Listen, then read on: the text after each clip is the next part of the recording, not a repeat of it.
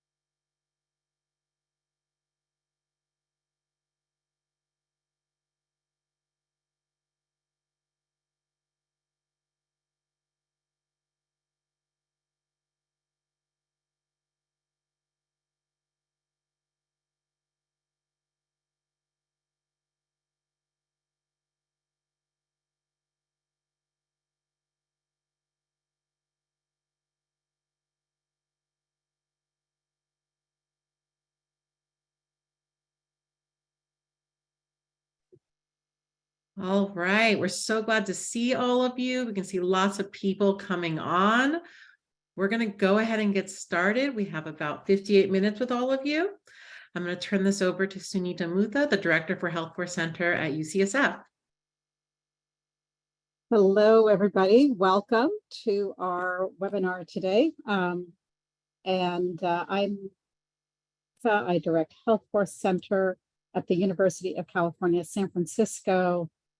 And hopefully you can still see I am really experiencing Zoom issues.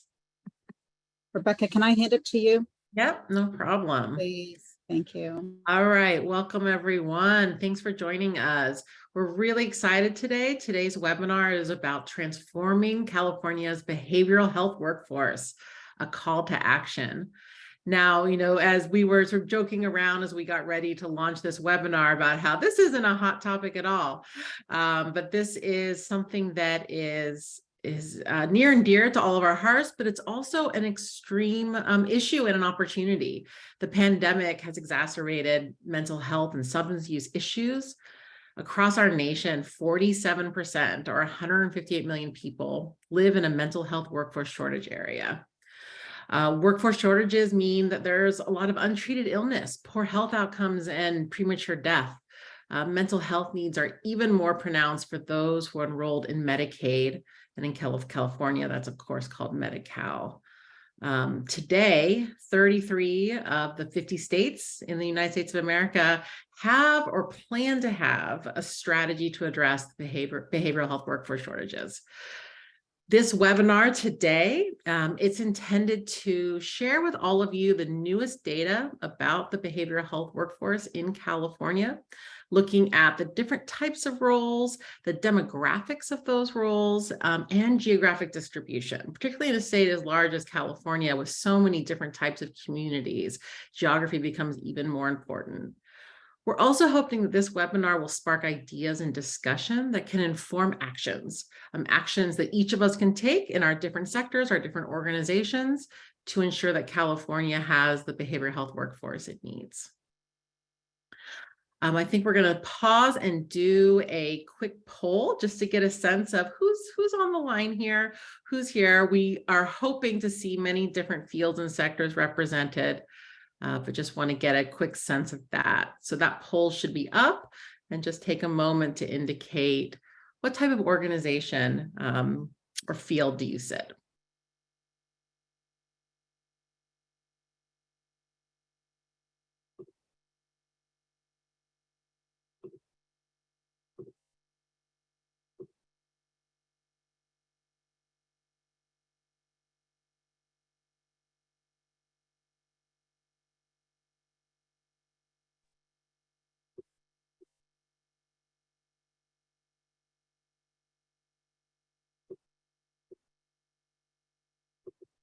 All right.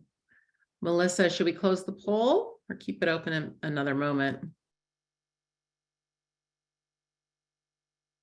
Yeah, I can close that out and check out our results.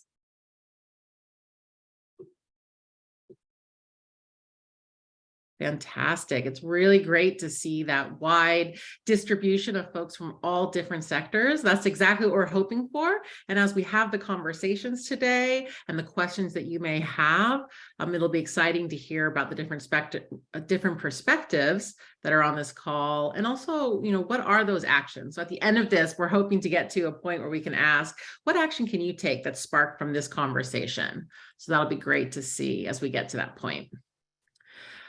So we'll go to the next slide. Just really quickly, just want to step back. If you're not familiar with Healthforce, here's a snapshot of some of the work that we have been doing over the past several decades. We were founded in 1992. We have a really close partnership with the Philip Arley Institute for Health Policy Studies here at UCSF. We share faculty, we share staff, and probably most importantly, we share the passion for trying to ensure that we have the health workforce that we need. We have been, for more than 2 decades now, we have been working with our foundation partners to offer leadership programs that have prepared scientists and clinicians to lead with clarity, purpose, and tools to advance knowledge and achieve healthier communities. The CHCF Healthcare Leadership Program is one of our hallmark programs. We've also spent many years really thinking about how to create a pipeline of leaders to take on senior and executive roles for community health centers in California, and to create knowledge and evidence to strengthen the safety net.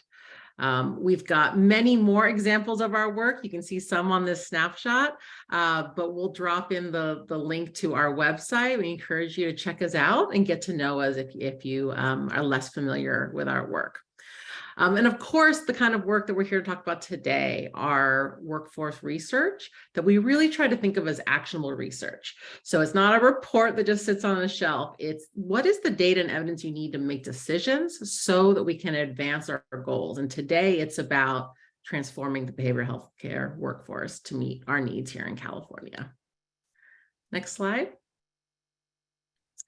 Really thrilled to be announcing some of our latest resources. 2 new reports actually came out today. Not a coincidence at all, but we'll drop links in that for all of you. And we'll also send these around in a follow-up email to everyone who's registered. These 2 new reports are from Janet Coffman, who will be presenting in just a moment, and her team. Building the Future Behavioral Health Workforce and Needs Assessment, and one looking at paraprofessionals in California's behavioral health workforce. So a lot of what we'll hear today is pulled from those reports, but I also encourage you to take a deeper look as we send around access to those as well. There's a few other reports and resources just wanted to highlight. The best place to get access to all of these is at our website and by signing up for our newsletter.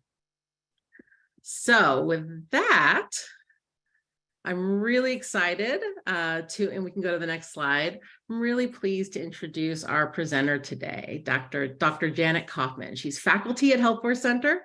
She's also the co-associate director for policy programs at the Philip Arley Institute for Health Policy Studies. Both of which are here, of course, at UCSF. She is co-director of the UCSF UC Hastings Health Policy and Law Program, and is incredibly passionate about educating the next generation of health policy professionals. Dr. Janet Coffman has made really important contributions to health workforce policy in California and the US. She's authored many, many articles and reports on supply and demand for healthcare workers, geographic maldistribution, and strategies for improving racial and ethnic diversity among health professionals. You can read much more about Janet Coffman and her work, of course, at our website. Now I'd like to hand it over to Janet so that we can get started. Janet, take it away. Yes, thank you very much, Rebecca. It's really a pleasure to be with all of you today and to share highlights from these 2 reports. So first, just to expand just a little bit on what Rebecca mentioned about why behavioral health workforce development matters and why why we are giving this presentation. Demand for behavioral health services has grown over the past decade, accelerated during the COVID pandemic. And I think importantly here in California, it's continuing to accelerate because our state government has used some of the resources from our recent budget surpluses to invest in infrastructure and services for behavioral health, things like the Children and Youth Behavioral Health Initiative. And there's a need for a workforce to staff those expansions of services. Rebecca mentioned unmet need, and I think it's really important to note that this unmet need varies not only by geographic area, but also across racial, ethnic, and socioeconomic groups. So these are the reasons we do this work. So an outline of today's presentation, I'm going to spend a little bit of time defining the behavioral health workforce, then talk a bit more about, in more detail about that workforce in California, talk about workforce challenges, and then come to the pipeline of behavioral health professionals and paraprofessionals, and then finally close out with some conclusions and recommendations. So defining the behavioral health workforce. Today's presentation is mostly going to center on the middle circle on this chart, those folks who are either licensed behavioral health professionals or certified or paraprofessionals. And we'll unpack that more in a bit. But I did want to put primary care clinicians and first responders on the slide because they're important. First responders there on the right-hand side, that be paramedics, emergency medical technicians, law enforcement. These are the folks that are on the front lines when people have a psychotic episode or other mental health crisis, when people overdose or have another episode related to substance use disorder. So they're there in crisis. Over on the left side, we have primary care clinicians who provide a pretty substantial share of care for people with mild, moderate mental health conditions and people with substance use disorders. In fact, in this month's Health Affairs, there was an article that found that the percentage of visits to primary care clinicians, and that would be primary care physicians, physician assistants, nurse practitioners, the percentage of these visits in which a mental health need was addressed increased from 11% to 16% of visits. So clearly an important role there and probably worthy of a webinar in its own right. So turning to our middle circle, on this next slide, we have a pyramid, and I apologize that this is a little hard to read, but some colleagues at the California Community Colleges shared it with me, and I think what it's helpful for is, kind of on one slide, getting all of the different behavioral health occupations and the level of education required. You see down at the bottom of the pyramid in the purple, you have certification courses. And so people who complete high school graduates, and they complete a limited amount of training post high school. So this could be something like the certification programs for peer providers, certification for community health workers, social work assistants, on up through occupations that require an associate degree, bachelor's degree, master's or doctoral degree. And right up at the top are psychiatrists who have a minimum of 12 years of education post high school, bachelor's degree, medical school, and at least a 4-year residency.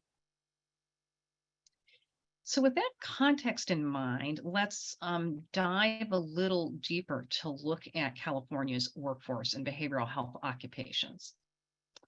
And first, a note on availability of quantitative data.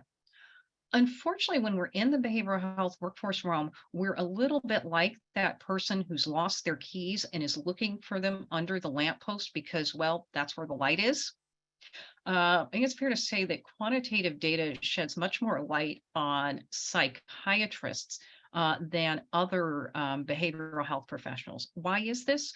Well, since the mid-aughts, the Medical Board of California has fielded a mandatory survey of all physicians that asks them about their specialty, their demographic characteristics, whether they're providing patient care, where they're located. And so from those data, we just know a heck of a lot about more about psychiatrists than other occupations. For other licensed behavioral health professionals, we can, get counts statewide and by county, by zip code, and that's useful.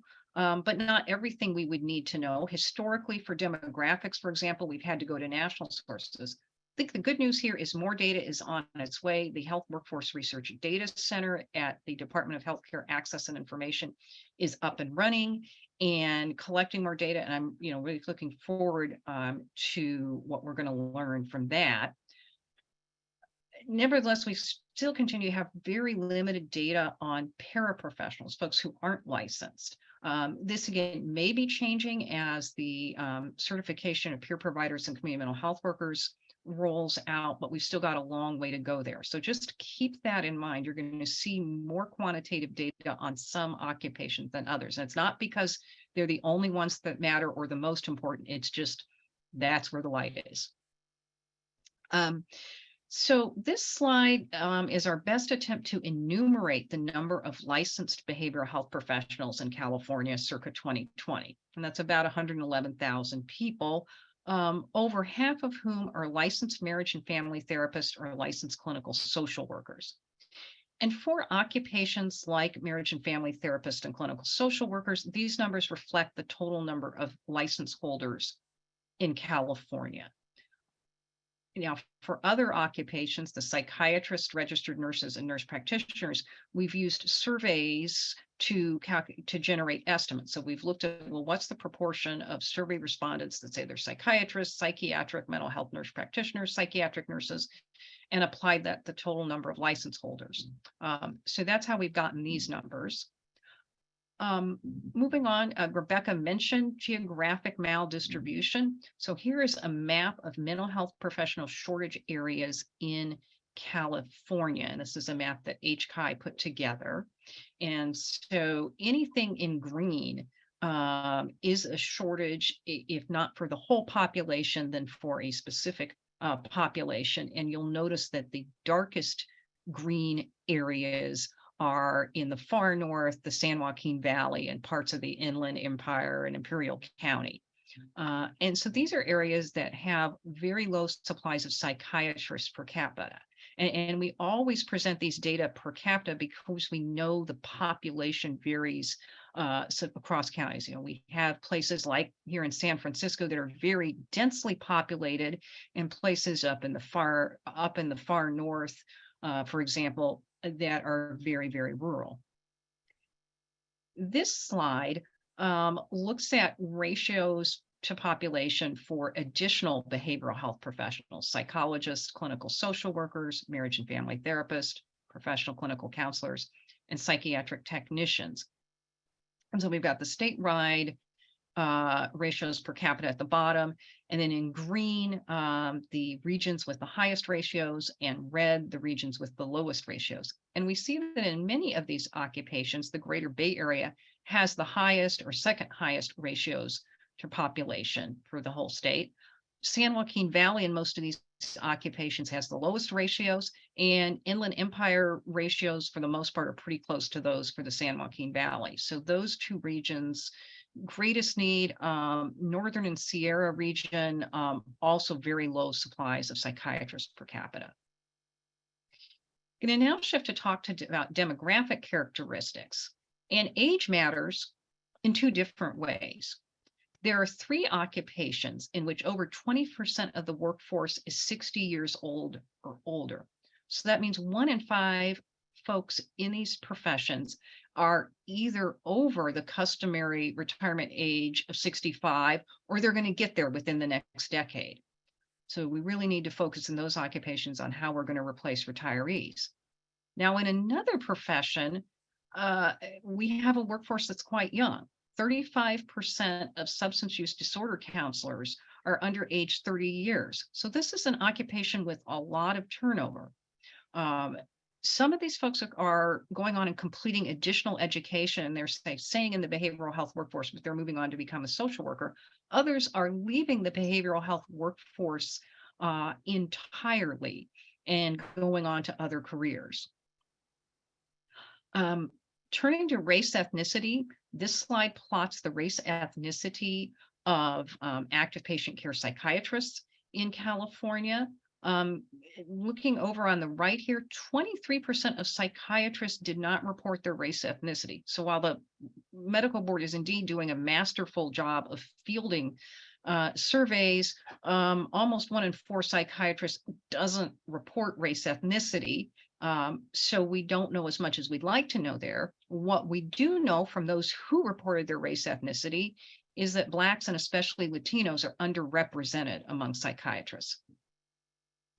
Next slide, with data from the American Community Survey, looks at other behavioral health professions, and a similar pattern with some important differences. Clinical counseling psychologists, underrepresentation of Blacks and especially Latinx, similar to what you see with psychiatrists. If we go over substance use counselors, we've got pretty robust representation of both Blacks and Latinos.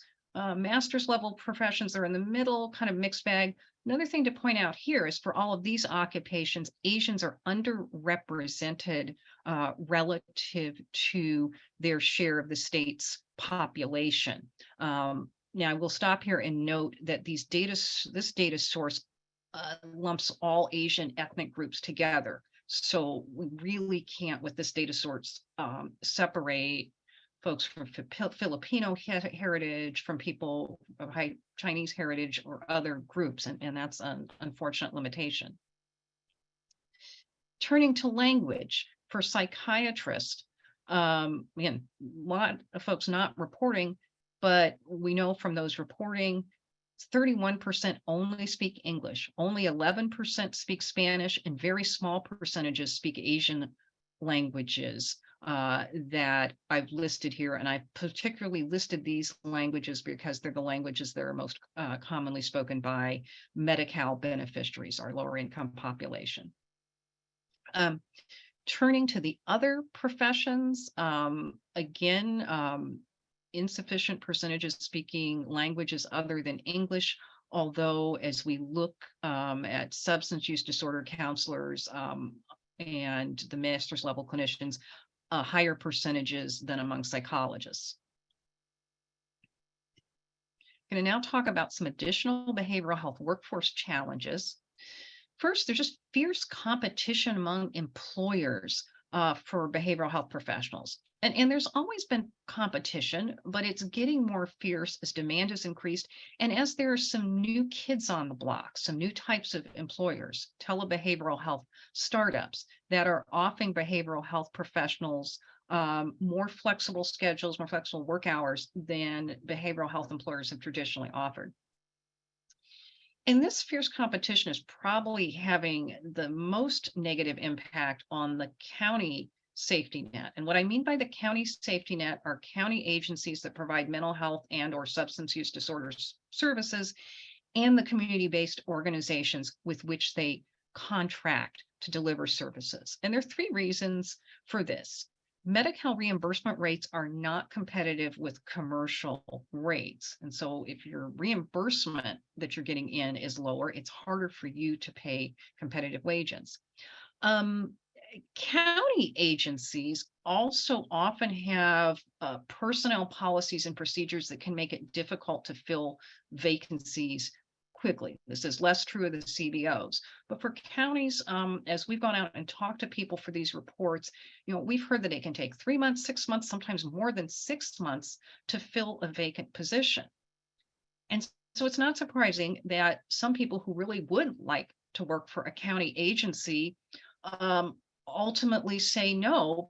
They say to county agency, look, I would like to work for you, but I've got student loans to pay. I've got mortgage to pay. I can't wait 6 months for you to hire me when somebody else can hire me in several weeks. And then lastly, county safety net agencies told us that some new graduates are not prepared to care for people with severe mental health conditions. And remember, our county safety net serves the people with schizophrenia and other very severe mental illnesses, serves people who are dually diagnosed with mental illness and substance use disorder. These are the most challenging people to serve. And what county safety net employers told us is that some new grads just aren't really prepared to work with this population. Some additional challenges related to paraprofessionals, low wages. Historically, these wages are often similar to the wages that are paid in retail and hospitality for jobs that are, less stressful. Historically, there's been a lack of stable funding, although that's changing now that Medi-Cal reimbursement is available for peers and community health workers. And then for peer providers, some additional challenges. One related to stigma. Not all licensed behavioral health professionals, see the value of peers, see the benefit of having a peer as part of the team. And peers, of course, are folks who either have their own lived experience with mental illness or substance use disorder, or are family members. And for those with their own lived experience, there's also challenges in maintaining their recovery and their boundaries with clients. And we heard from employers just a lot of need to create supports for peer providers so they can remain in the workforce.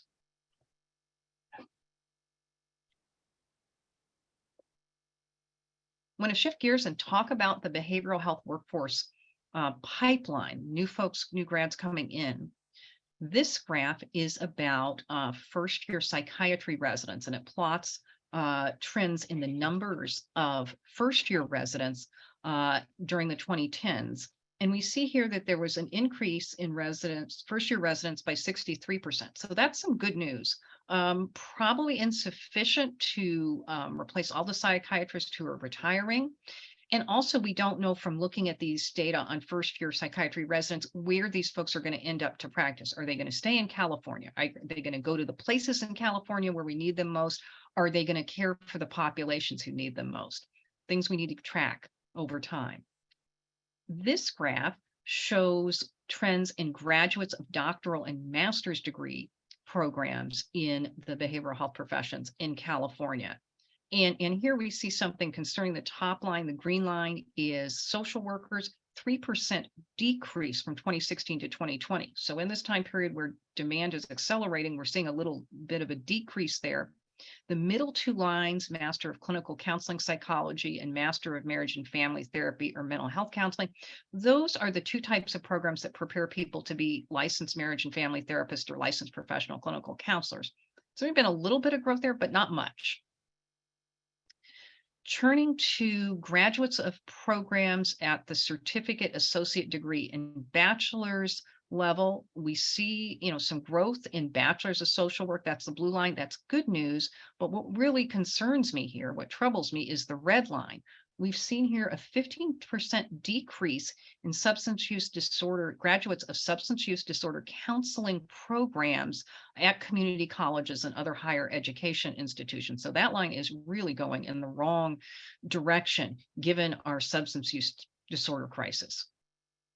Now, this slide is about race, ethnicity of graduates of programs. I'm not going to go through all of this. What I will say is the good news is when we look at master's and bachelor's of social work programs and we look at the associate and certificate level programs, we see pretty high representation of Latinos. So we're getting new Latino graduates in those occupations. Also, we see pretty robust representation of Blacks, but across the board, with the exception of psych techs, not very good representation of Asians among new grads. So what are other challenges with the pipeline? Well, educational programs are not evenly distributed across the state. And this is especially true of psychiatry residency programs. There are no psychiatry residency programs on the Central Coast. And north of Sacramento, there is a new program. There historically have not been any psychiatry residency programs. There's a new program starting up in Butte County, but it's not yet ready to admit residents. So a lot of concerns. Second, limited affordable options in some occupations. Most degree programs for psychologists, marriage and family therapists, and professional clinical counselors are at private colleges and universities. They're not at the California State University campuses or University of California campuses. So that means many people who are training in these professions have to take out larger student loans than they would if they were at a program at a UC or CSU campus. And so not surprisingly, some of these folks feel intense financial pressure to take the best paying position that they can find. And that's usually a position outside of the safety net.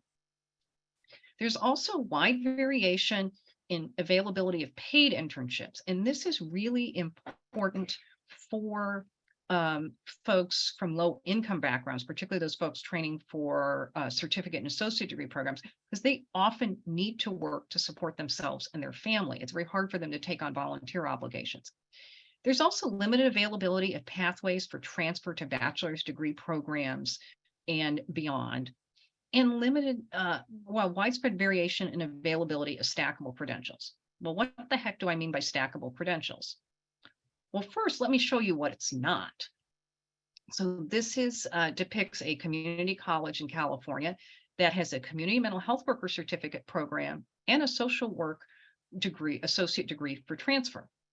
So on the left, community mental health worker certificate, 16 units. You can complete that in less than a year, part-time. You could continue to work and complete this. So let's say somebody does that community mental health worker certificate program. They go out and they work for a county agency, a CBO, an FQHC, and then, over time they say, well, you know what? I think what I really want to do is become a licensed social worker. That's really my long-term career goal. Well, they go back to this community college. None of those courses for the community health worker certificate count toward the associate degree for transfer in social work. So they've got to basically essentially retake 16 units in addition to their general ed units and some additional units just to get transferred to a four-year college. Contrast that with this other community college where people can enter with a human services paraprofessional certificate, 18 units. All of those courses stack to a second level certificate as a human services specialist. They all stack to an associate degree, and some of them stack to an associate degree for transfer. These two degrees are a little different, and in the interest of time, we won't go into that. But the point being, those courses that you don't have to repeat a lot of units. You can get credit for work you've already done, which reduces the amount of time it takes you to get that associate degree and transfer into a bachelor's program and then move up to a master's program if you so desire. Okay, going to speed up here with conclusions and recommendations. In sum, the behavioral health workforce is not evenly distributed across California. We have an aging workforce in some occupations, but a lack of retention of workers in others. This workforce doesn't reflect racial, ethnic, or linguistic diversity. It's not likely that numbers of graduates will be sufficient to replace retirees or meet growth and demand for behavioral health services without investment. Investing in paraprofessionals can be helpful, but we need colleagues to embrace them, and we need stackable credentials to enable those paraprofessionals who would like to go on to become licensed professionals to do so. And lastly, because I'm a data nerd, I've got to say it, existing sources of data are not sufficient. We're making progress, but we're not there yet. So what are our recommendations? So first, some recommendations for state government licensing boards. For marriage and family therapists, professional clinical counselors, and social workers, people need to first get an associate credential. In other words, they get their graduate degree, and then they apply to the Behavioral Health Sciences Licensing Board to become associate clinicians, so they can then accrue hours of supervised clinical practice under the supervision of licensed professionals and sit for licensing exams. And what we've heard from employers is that the licensing boards can be kind of slow at processing these applications. And so that really slows down the hiring of these new grads and getting them into the workforce. For the Department of Healthcare Access and Information, I think it's important for the department to continue to provide funding for behavioral health professions education programs, to expand capacity, establish new programs, and develop alternatives. HCI has just earlier this month released $59 million for bachelor's and master's programs in social work. previously released 19 million for psychiatry residency programs and 19 million for psychiatric mental health nurse practitioner programs. So HCI is already doing a lot. This needs to continue without a pause. Service contingent financial assistance programs, service contingent meaning people get a scholarship, stipend, and loan repayment in exchange for practicing in an underserved area after graduation. Really look forward to HCI fully implementing the Health Workforce Research Data Center.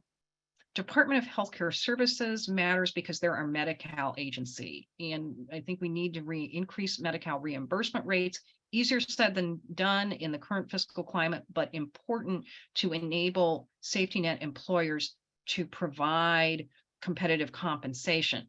Also important to expand peer support specialists and CHW benefits so we have more stable funding for folks in those occupations. For education, standardizing credential requirements is important. This is already in place for peer support specialists. HCI is in the process of doing this for community health workers, but really important so that as people move around the state, the educational requirements, credentials are the same, so that folks can work anywhere in the state. Creating stackable credentials, already talked about that. Hiring academic counselors who work specifically with behavioral health profession students, really folks who know what that curriculum is, know what the experiential learning requirements are, and can really, work hand in hand with those students, particularly at the community college, because we know these are the students who come with the least ability to navigate on their own.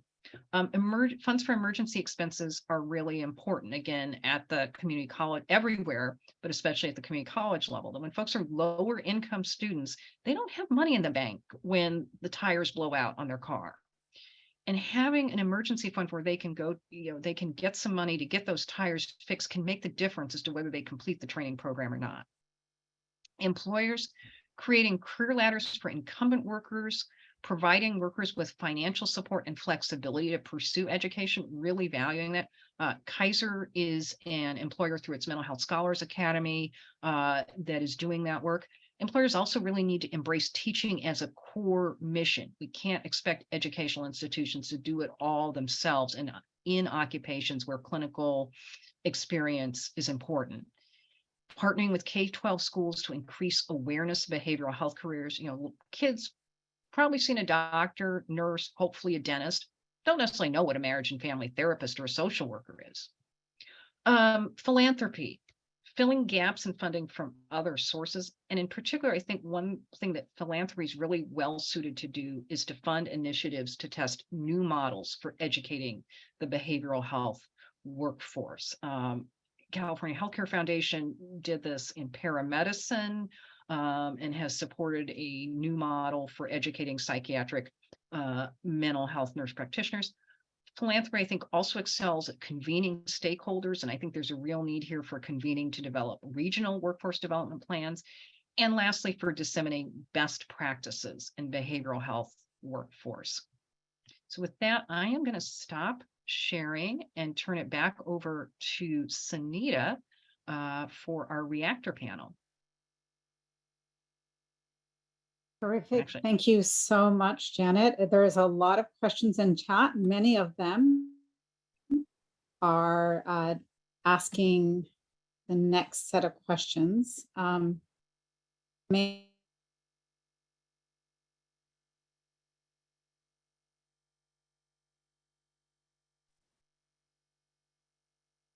Okay. Sunita, I'll get it back up.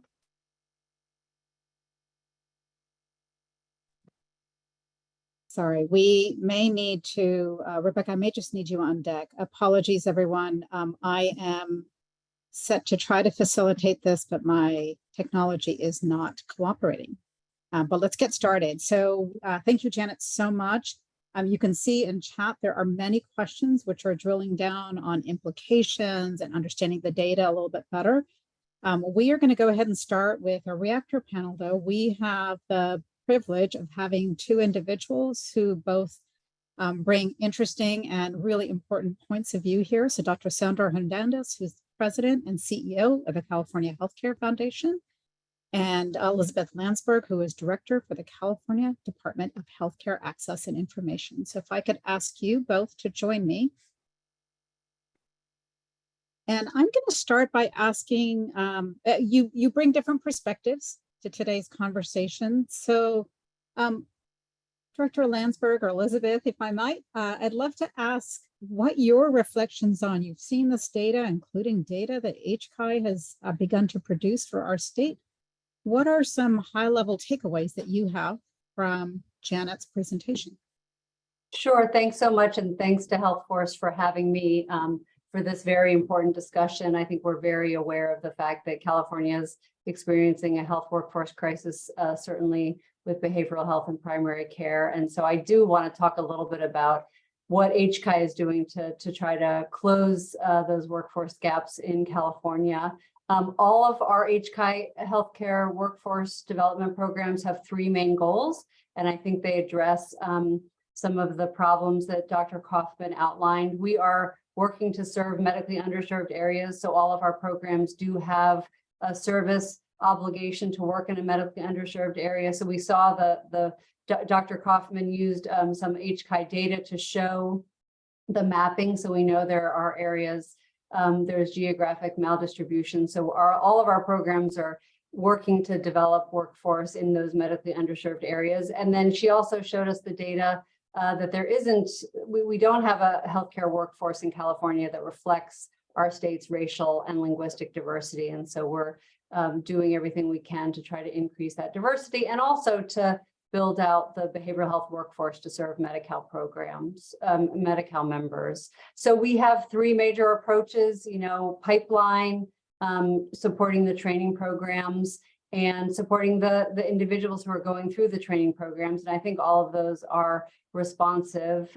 We know a lot is needed, and the state has invested almost $2 billion over the next 5 years to support workforce broadly. That's not just behavioral health, but more broadly. So on the pipeline side, we're really trying to support organizations providing exposure to health careers. We just this last fall announced $40 million in grant awards to 20 organizations to support and encourage students from underrepresented regions and backgrounds, and just need to keep doing all of that. We need to expand the capacity of the education program. So we're working, we have a psychiatric education capacity expansion program. And Dr. Coffman talked about some of the expansions there, but we're really focusing on new or expanding psychiatry residency programs, as well as psychiatric mental health nurse practitioner programs. So as we look at the behavioral health workforce, we know we need to be investing in every rung of the ladder. So we're really pleased to have new psychiatry residency programs and expanding ones, as well as psychiatric mental health nurse practitioner programs. And she highlighted the work being done to set up a new residency program in Butte County. Similarly, on the social work side, we're working to expand social work educational capacity. So just completed awards again for new and expanded bachelor and masters of social work programs, and also acknowledging we need to do some things differently. And so we're supporting some accelerated 4+1 programs for folks to get their MSW programs. Also really excited to be working on substance use disorder earn and learn programs to support organizations who provide education and paid job experience. So Dr. Coffman talked about the fact that it's not enough. We have to expand the capacity of the programs, but we also really need to be providing support to students. We need to be providing stipends. We need to provide them with mentorship and wraparound services. At the beginning of her program, she also talked about the fact that we're including primary care providers as providing important behavioral health services. So we're pleased to expand our support for the Train the New Trainers program to really provide primary care providers with advanced training on primary care psychiatry and addiction medicine. So pipeline, educational capacity, and then doing everything we can to support students and health professionals in their training programs through loan repayments, scholarships, stipend programs with service obligations to serve in underserved areas or facilities. So we're supporting students directly, also supporting community-based organizations in recruiting or retaining their behavioral health workforce. We're also really excited to be relaunching our social work stipend program in the fall to support MSW students while completing their advanced degrees and obtaining licensure. And just the last thing I want to mention, I could talk for a lot longer, but really important point about the stackable positions. And so I do want to highlight the new workforce role that we've created with the wellness coaches. So part of the Children and Youth Behavioral Health Initiative 2 years ago, we've been charged with designing and building this new wellness coach to increase overall capacity to address the increased youth behavioral health needs, but specifically to build a diverse behavioral health workforce with lived experience, working in a wide variety of school, health, and community settings, and fill some of the workforce gaps that exist today. So we have a wellness coach 1 position that will have an AA and a wellness coach 2 position that will have a BA, and very much looking to have those be stackable credentials. We hope that it'll be a desirable role in and of itself, but also a stepping stone to more advanced behavioral health roles. So those are some initial thoughts. Dr. Mutha, and really, again, pleased to be here today. Great, Elizabeth, thank you. I think that that series of investment mirrors a lot of what Janet covered in her presentation, which is really expanding who we're talking about when we talk about the behavioral health workforce, and then investing in areas where we know there's need. Dr. Hernández, Sandra Hernández. Sandra, I know that the Healthcare Foundation led much of this work along with other philanthropic partners that launched kind of and raised the recognition of what the state could and should be thinking when it came to workforce investments. So I'm curious, with that lens and with the work that the Healthcare Foundation has been doing, what are your reactions to the information you've seen today? Nice to be with you, Sunita and Elizabeth and Dr. Coffman. Yeah, I would say everything that Janet said, super important to document and use the data to really see where we are. I think that, the work that Elizabeth Landsberg has been leading at HCI has been just extraordinary. The amount of resources that are moving through that agency into all these different programs is really quite extraordinary and an enormous undertaking, I might add. We were excited, right? And in 2017, when our sister foundations and us came together to really just try to develop a roadmap. Mind you, this was pre-COVID, really before the enormous expansion in demand for behavioral health services that we are seeing today. And I think that roadmap has served the state quite well. These discrepancies, whether it's in cultural competency or geographic maldistribution, and really just complete behavioral health deserts that we've had to have and do have throughout the state, really need to be documented. And behavioral health was one of the areas that we highlighted as a commission that the state really needed to focus on. So I think the resources that are flowing now are really a byproduct of the philanthropic community's effort to lift this up and to create and help and provide whatever technical support we can to the state and the respective agencies to try to make the changes that Janet identified in her recommendations, all of which I would agree with wholeheartedly. There were 2 that I would also name that maybe weren't named that I think in some ways are rate limiting. One is we don't have a lot of places where people can go and have clinician supervision for the programs that we need. And so that's a problem we are also going to need to have to solve. As we push folks through the pipeline, and hopefully as the pipelines get better connected, these stackable credits and the like, I think it's going to be really important for us to have the places where folks can actually get the clinical supervision that they actually need. I really want to call out the community health worker, promotores work, and the fact that we're now paying for those services.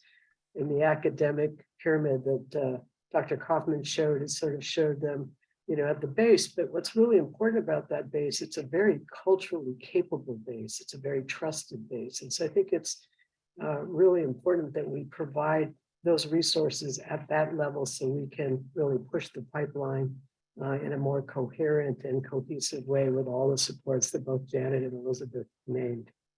And the other thing I would say is, we do need to leverage telehealth and telepsychiatry and behavioral health through telemedicine.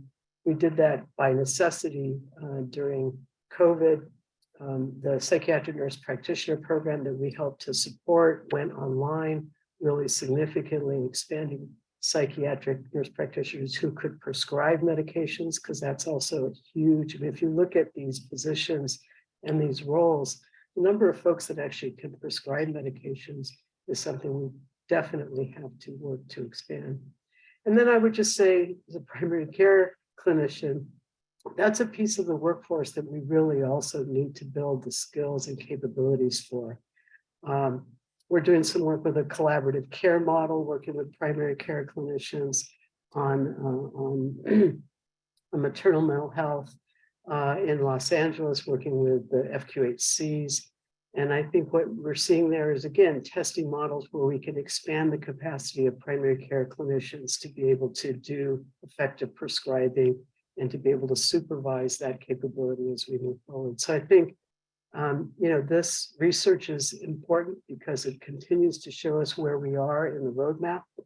I think we're making significant investments now through the state. We also really need the employer segment to step into this. And all employers right now are facing a workforce shortage. And so they're all trying to figure out, how do we stand up the kind of programs that they actually need to be able to meet the needs of their enrollees or their patients or whatever it might be. And so really learning and understanding what those programs are, how they scale, which ones work most effectively to get kind of the needs met, particularly in these areas of the state where we don't have a really significant workforce at any level. Those are all areas where I hope that we can learn more and extract those learnings and try to figure out how we expand upon them. Sunita, Thank you. And thank you for calling out, Sandra, that we only have part of the case stakeholders here. That's just not because they're not important employers in this case, but just the limitations of time. So acknowledging that they're really critical, and many of the questions in the Q&A get at some of those kinds of issues. I'd love to ask you both. So as you are in the vantage point that you're in, and I'm now trying to weave in questions also at the same time. So Elizabeth, I might start with you. So the state is currently positioned as this really unique opportunity with a huge investment in workforce. And we can say all the ways in which that investment, the needs are even greater. But when you think about being at a state agency, what are ways that a state health authority could help facilitate some of the recommendations that Janet has put forward? So Sure. Broader application. Yeah, sure. And so I did want to say a couple of things. Janet a couple of times referred to the Research Data Center, which was started in 2022 as part of our recast. And we know we need the data to really inform this work. So in the chat, we've put in the link to sign up for HCI alerts. I had hoped that our first Research Data Center report would be out today. I'm told it will be out tomorrow. So please look for that, because we do need to continue to collect that data. But in answering the question about what we need to see, I really also look to the work of the California Workforce Education and Training Council, which launched in 2022. And Dr. Hernández talked about the commission recommendations, and one of them was that there needed to be a public body looking statewide at the strategic needs of California in developing the workforce education and training priorities. And so we were pleased to stand up the Workforce Education and Training Council, so that the council meets quarterly and have really been a great incubator of ideas to expand and diversify the state's health workforce. So some of the ideas include supporting the clinical supervision of providers. So we've talked today about the fact that we don't have enough clinical supervisors to play that role during the training phase. So that just reduces our ability to train more students. So we think more needs to be done to support clinical supervision. We're looking at what we can do, but call on everyone to look at that piece. We've also talked today about faculty shortages across nearly all health professions, which restrict the ability of the schools to accept more students. So again, looking to everyone to try to increase that faculty. So, some approaches are to expand loan repayment to include faculty support and creating new initiatives to support faculty and preceptorship expansion training programs. So we at HCI are looking to see what we can do and really encourage others to do so. It's been exciting at the council meetings to hear about some non-traditional entry points. So, we fund a lot of pipeline and career exploration programs through high schools. We've talked about K-12, talked about community colleges. We heard from Turning Point Community Programs, which serves 10 counties in Northern and Central California.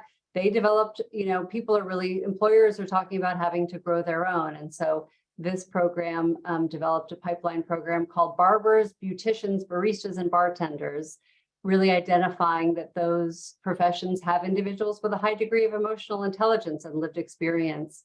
So how do we create pathway programs for those folks? Also, we're looking and encourage others to look at how do we create pathway programs for youth and adults from system and justice involved backgrounds, those from foster youth or unhoused backgrounds. That's just a win-win for them to bring their lived experience, for the state to invest in their education and know that they have a lot to offer in the behavioral health space. So we've seen some really great examples in terms of trying to address geographic maldistribution, but it does take all of us on the employer side, the educational side, state government, and philanthropy working together. Great. I am so torn. I wish this conversation was longer because I am seeing some great questions in there. Sandra, I might ask you one last question and then we'll quickly pivot to sending out just an ask for those of you that are able to stay on for another minute, which is to start thinking about an answer to this question, which is an action that you might be positioned to take after today's conversation. And there will be a follow-on to this webinar with materials. So Sandra, for you, we often turn to philanthropy to help fill in those gaps, to identify innovations, or maybe spotlight areas where work is needed, sometimes the early work. What do you see as philanthropy's role in this addressing the behavioral health workforce shortages going forward? Yes, Sunita, I alluded to many of them, continuing to try to figure out how we identify the gaps in research and data that researchers like Dr. Coffman need, and that we need to be able to make sure we're putting the right resources and getting the right outcomes. As the state starts to make significant investments in these new programs, I think it'll be really important for philanthropy to think about, are there ways to evaluate those? How do we evaluate those in such a way that we can get and extract the learnings as quickly as possible? What are the supports that are most helpful in keeping people moving up the career ladder in these spaces? Those are all areas I think that philanthropy in general remains very interested in. This is, we're coming off of a pandemic, and I also think there's an enormous opportunity with young people, as Elizabeth mentioned, to get them to know what the array of programs are out there and what the career ladders actually are. When we responded early on during the COVID pandemic, really trying to move resources into community-based organizations to respond to the pandemic, it was with an eye towards trying to develop workforce capabilities to push the pipeline along. And lastly, Sunita, there are many philanthropic organizations that aren't necessarily in healthcare, but are in economic development and other related areas. And trying to figure out how those philanthropies bridge across our respective work so that those folks that are trying to improve economic mobility will also help us meet some of these significant gaps that we have in behavioral health and elsewhere in healthcare.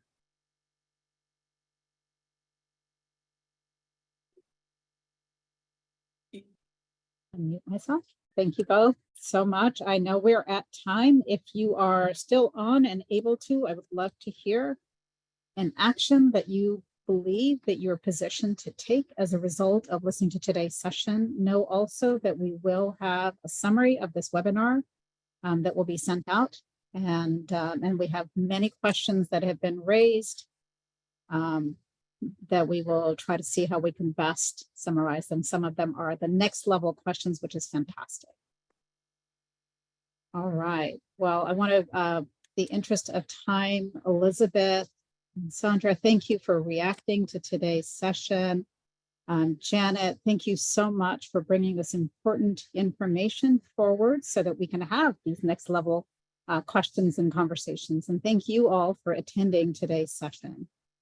Look forward to follow-on conversations, as I know that they will continue. And on your screen, if you're still on, you'll be able to see some upcoming events that may be of interest to you. Terrific. Thank you so much.